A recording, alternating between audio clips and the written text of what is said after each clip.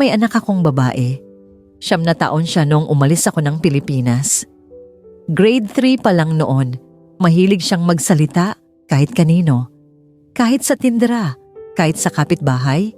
Kapag umuuwi ako galing trabaho noon, kwento agad ang bungad niya. Minsan hindi ko na maintindihan lahat, pero nakikinig pa rin ako. Umalis ako para sa kanya. Iyon ang paulit-ulit kong sinasabi sa sarili ko nung nagdesisyon akong mag-abroad. Nani ang trabaho ko. Hindi ito ang una kong inaplayan, pero ito ang unang tumanggap. Sabi ko, tatanggapin ko na. Ilang taon lang naman. Para sa kinabukasan niya, 7 taon akong nawala. Dito sa abroad, isang batang babae rin ang inaalagaan ko. 4 na taon siya nung dumating ako. Anak siya ng amo ko. Tahimik na bata. Madaling matakot. Ayaw matulog mag-isa. Sa unang linggo ko pa lang, halos gabi-gabi siyang umiiyak. Ako ang kasama niya palagi. Ako ang gumigising sa kanya sa umaga. Ako ang nag-aayos ng buhok niya. Ako ang naghahanda ng baon niya. Ako ang naghahatid at sumusundo sa school. Kapag may takot siya, kwarto ko ang tinatakbuhan niya. Kapag may masamang panaginip, ako ang hinahanap niya.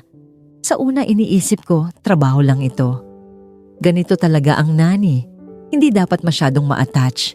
Pero mahirap hindi masanay. Habang lumilipas ang mga buwan, naging normal na sa kanya ang presensya ko. Minsan, kahit nandoon ang nanay niya, ako pa rin ang tinatawag. Hindi dahil mas mahal niya ako, kundi dahil ako ang laging nariyan. Sa Pilipinas, iniwan ko ang anak ko sa pangangalaga ng nanay ko. Noong una, araw-araw kaming magka-video call. Pinapakita niya sa akin ang assignment niya. Tinanong niya kung kailan ako uuwi. Sinasabi kong malapit na, kahit hindi totoo. Habang tumatagal, napapansin kong nagbabago siya. Hindi na siya masyadong makwento. Hindi na siya nagtatanong kung kumain na ba ako. Minsan, kapag tumatawag ako, busy raw siya. Minsan, hindi na siya sumasagot. Sinasabi ko sa sarili ko na, normal lang yon. Lumalaki na siya. May school, may kaibigan. Hindi ko pwedeng asahan na pareho pa rin siya ng dati. Pero habang pinipilit kong intindihin niyon, may batang araw-araw humahawak sa kamay ko dito. Isang gabi, habang pinapatulog ko ang batang inaalagaan ko, bigla niyang sinabi, "Ikaw na lang matulog dito. Huwag ka na umalis." Hindi ko alam kung bakit parang may humigpit sa dibdib ko sa simpleng pangungusap na yon. Ngumiti lang ako. Tinabihan ko siya hanggang makatulog. Paglabas ko ng kwarto niya, tinawagan ko ang anak ko sa Pilipinas. Hindi siya sumagot. Nag-message ako. Ilang oras bago siya nag-reply. "Busy lang ako, ma." Doon ko unang napansin na iba. Na ang tunog, kapag binabasa ko ang mga salita niya, parang may distansya na. Parang hindi na ako kasama sa araw-araw niyang mundo. Nakaupo ako sa gilid ng kama. Tahimik ang buong bahay. Sa isang kwarto, may batang babae na umaasa sa presensya ko gabi-gabi. Sa kabilang linya ng mundo, may anak akong babae na unti-unting natutong hindi na umasa. At doon ko unang naisip na baka habang nagiging ina ako sa anak ng iba, unti-unti naman akong nawawala bilang ina sa sarili kong anak. Noong ika-6 na taon ko dito, grade 5 na ang anak ko sa Pilipinas. 11 taong gulang na siya noon. Hindi ko na malaya na ganoon na pala siya kalaki dahil sa screen ko lang siya nakikita. Isang hapon, habang naghihintay ako sa labas ng school ng batang inaalagaan ko, tumunog ang cellphone ko. Tawag galing sa Pilipinas, messenger ng nanay ko. Hindi ko agad sinagot. Akala ko simpleng update lang. Pagkatapos ng ilang tawag, saka ko kinuha ang phone. Naiyak ang boses ng nanay ko. May nangyari raw sa anak ko sa school. Hindi ko agad naintindihan. Akala ko may sakit. Akala ko nadapa. Pero habang nagsasalita siya, unti-unting bumigat ang pakiramdam ko. May program raw sa school, Recognition Day. May medal daw ang anak ko. Tinawag ang pangalan niya sa stage. Hinanap niya raw ako sa screen ng cellphone. Akala niya raw manonood ako tulad ng dati. Pero wala raw akong sagot. Wala raw kaming video call. Pagkatapos ng program, hindi raw siya nagsalita. Tahimik lang. Pag-uwi raw sa bahay, diretso kwarto. Hindi raw nagkwento. Hindi raw umiyak. Doon daw mas kinabahan ng nanay ko. Tinawagan ko agad ang anak ko. Sumagot siya. Hindi umiiyak. Hindi ring galit. Mas lalo akong natakot doon. Sabi ko, pasensya na. May trabaho lang ako kanina. Tahimik siya saglit. Tapos sinabi niya, okay lang ma. Sanay na ako. Sanay na ako. Hindi ko alam kung alin ang mas masakit. Ang mawalan ng oras o marinig na sanay na siyang wala ako. Kinagabihan. Tinulungan ko ang batang inaalagaan ko sa project niya. May medal din siya sa school. Pinakita niya sa akin. Tinanong niya kung proud daw ba ako sa kanya. Sabi ko oo, totoo naman.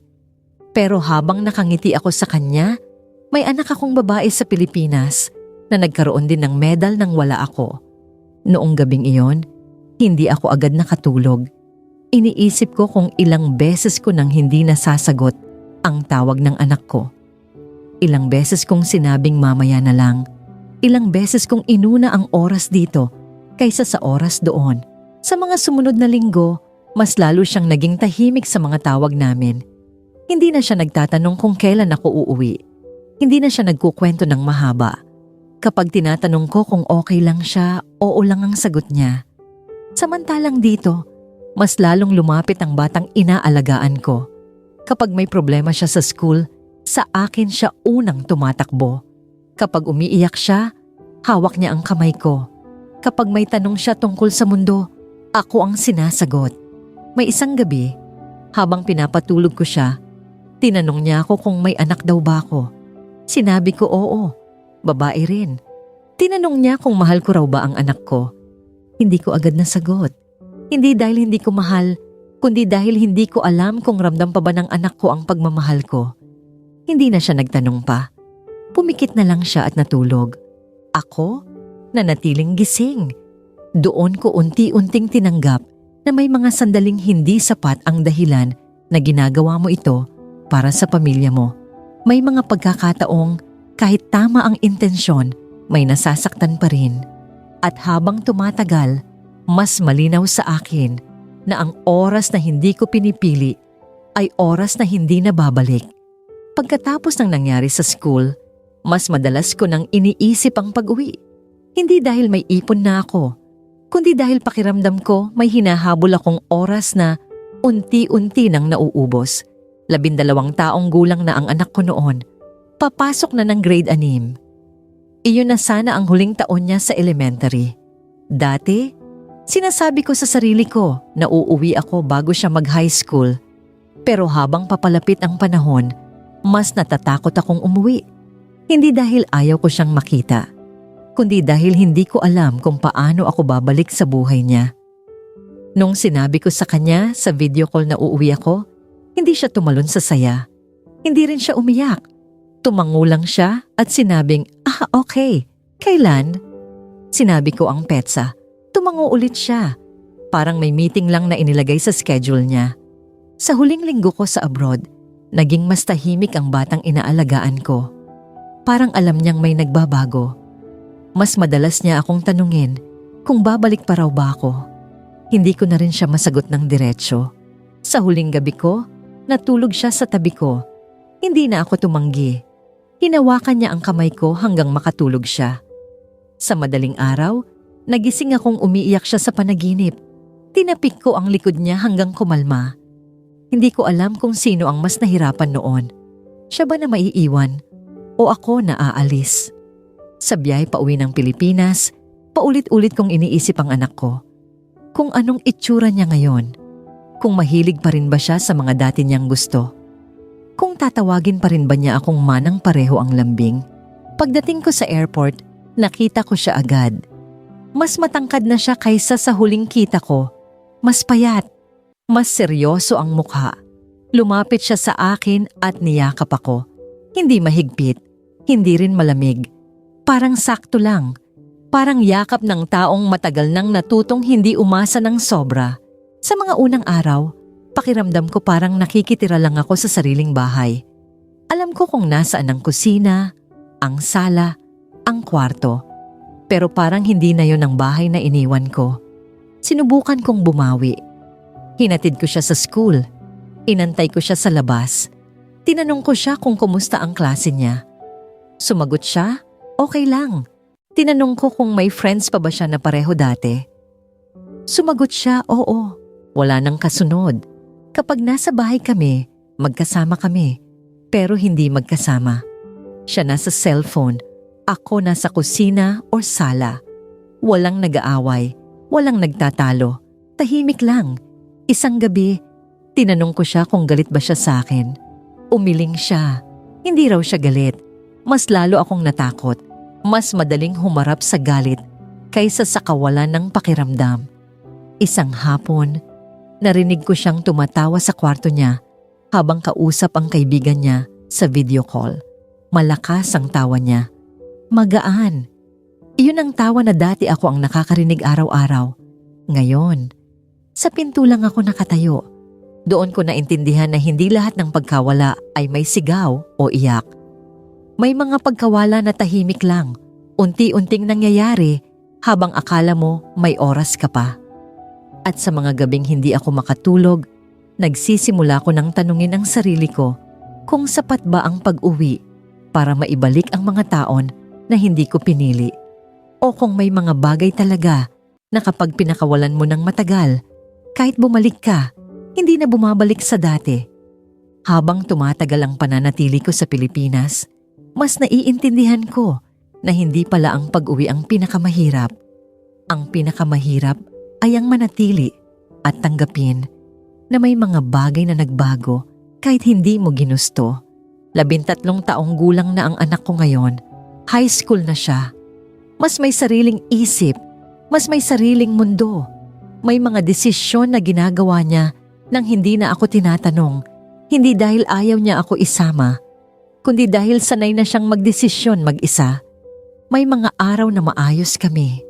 Nagkakasabay kumain, nakakapagkwentuhan ng kaunti. May mga sandali na parang bumabalik ang dating lambing pero saglit lang. Parang apoy na mabilis magliyab pero mabilis ding mawala. Isang hapon, tinanong niya ako kung babalik pa raw ba ako sa abroad. Hindi ko agad nasagot. May alok kasi na bumalik. Parehong amo, parehong trabaho, mas mataas na sahod. Alam na nila ang sistema ko. Alam ko na ang buhay doon, mas sigurado. Mas madali sa maraming paraan. Tinanong ko siya kung anong tingin niya. Matagal siyang tahimik. Tapos sinabi niya, "Ikaw ang bahala, ma. Sanay naman na ako." Iyon na siguro ang pinakamasakit na narinig ko mula sa kanya. Hindi dahil may galit, kundi dahil may tanggap na. Kung babalik ako sa abroad, may batang babalikan ko roon na aasa ulit sa presensya ko araw-araw. May batang natutong umasa sa akin para sa takot, saya at lungkot niya. Kung mananatili ako rito, may anak akong kailangan kong kilalanin muli.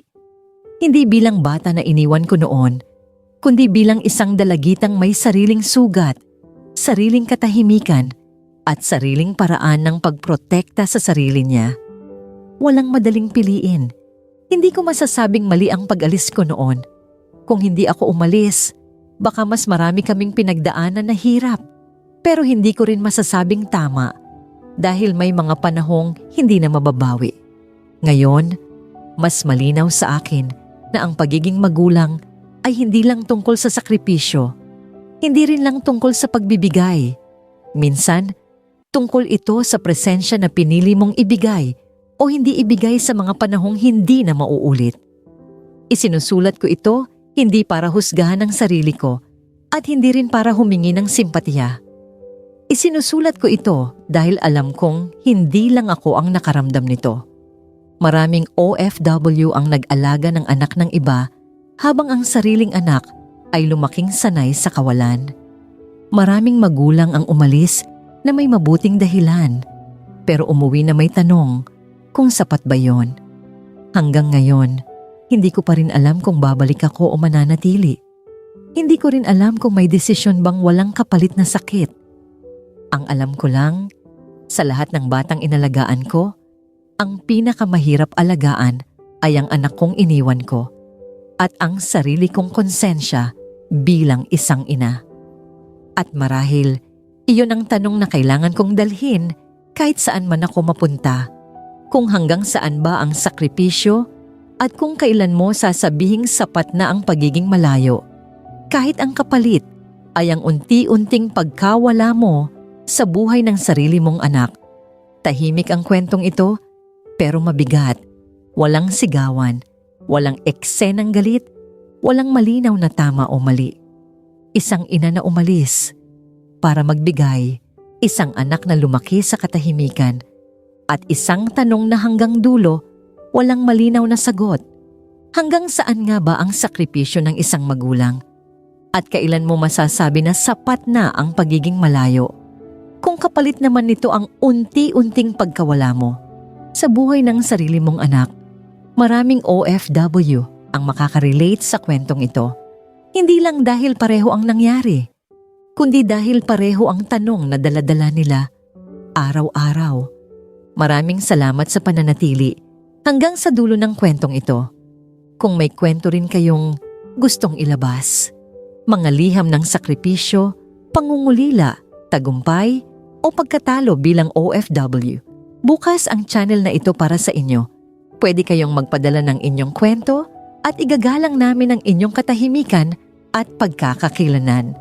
Thanks for watching and we'll see you in the next video.